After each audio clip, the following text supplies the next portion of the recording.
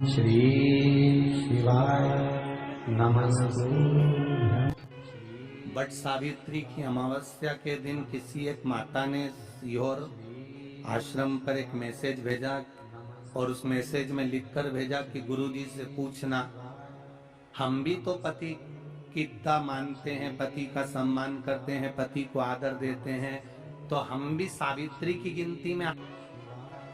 सीहोर से मैसेज आया कि गुरुजी वो ऐसा ऐसा पूछा गया है, आप बताओ क्या कहना है। हमने कहा कह दो, जब बट सावित्री आती है तभी तुम पति को प्रणाम करती हो, जब दिवाली आती है तब पति को प्रणाम करती हो, जब करवा चौथ आती है तभी चलनी में मुंह देखती हो, बाकी के समय तो तुम जूड़ा बांध के ऐसी बोलती हो कि पति थर थर कांपता है।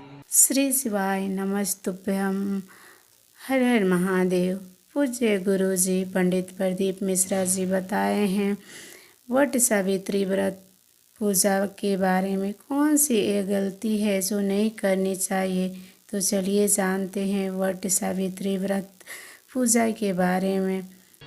16 श्रृंगार में नारी के हाथ की चूड़ी का कलर अलग हो सकता है, चूड़ी की डिजाइन अलग हो सकती है, चूड़ी अलग हो सकती है, चूड़ी महंगी सस्ती हो सकती है, मंगलसूत्र की कीमत ऊंची नीची हो सकती है, पाँव की बिछुड़ी की कीमत ऊंची नीची हो सकती है, कान के कुंडल की कीमत ऊंची नीची हो सकती है।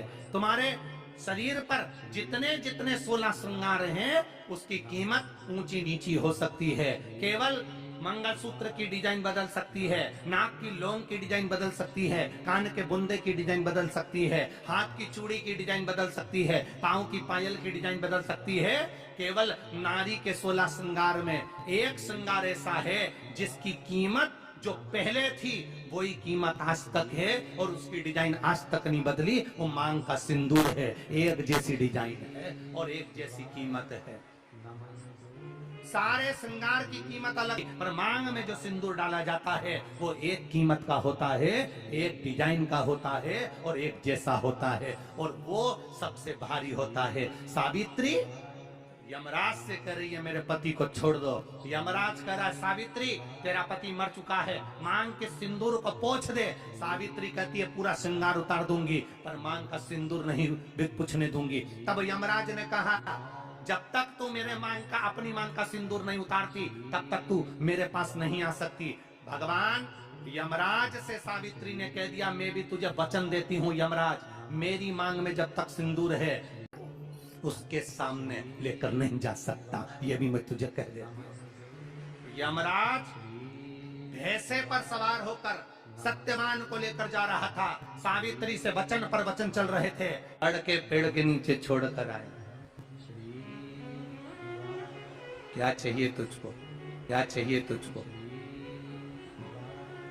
कुछ मांग ले मुझसे।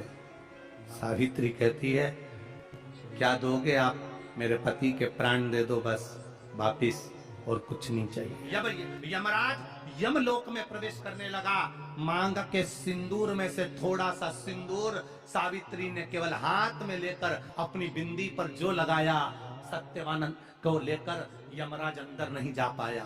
बाहर खड़े होकर कहता है मांग ले, मैं तुझे एक वचन नहीं, तू बोले तो मैं 2 वचन दे देता हूँ, तू बोले तो मैं 3 वचन दे देता हूँ, तू मांग क्या चाहिए। तब सावित्री ने कहा देना चाहते हो, हाँ। अब यमराज को लगा कि लालच में पड़ गई सावित्री, तब कहा पहला वचन दीजिए मेरे अंधे सास ससुर के नेत्र वापिस आ जाएं। दूसरा वचन दीजिए मेरे सास ससुर अपने पोता पोती का मुख देखें। यमराज ने कह दिया तथास्तु। यमराज जाने लगे, फिर आग जलने लगी, कहने लगे अब मैं अंदर क्यों नहीं जा पा रहा हूं। सावित्री कहती है तुमने वर दिया है मेरे सास ससुर पोता पोती का मुख देखें, उनके बेटे को तुम ले जाओगे तो पोता पोती कहां से होगा, छोड़कर जाओ। सावित्री है पति को वापिस लेकर। इसलिए प्रशासनिक कार्य के लिए, मानसिक टेंशन में, परेशानियों में बटकेश्वर महादेव का स्मरण किया जाता है। और यदि निवेदन करूंगा बहुत ज्यादा, यदि आपको कर्जा हो गया है, बहुत ज्यादा कर्जा हो गया, और वो कर्जा चूक ही नहीं रहा, तो थोड़े दिन बड़ के पेड़ के नीचे आप बटकेश्वर महादेव के लिए 1 लोटा पानी, उसमें थोड़ा सा पिसा हुआ चावल पीस के गला लेना चावल को और पीस लेना, पीस के उस पानी में मिला और मिलाकर उसमें थोड़ी सी हल्दी पिसी हुई डालकर बटकेश्वर महादेव के नाम से बड़ के पेड़ के नीचे अपनी कामना कर जो कर्जा हुआ है उस कर्जे का बाण देते हुए, स्मरण देते हुए छोड़ दे।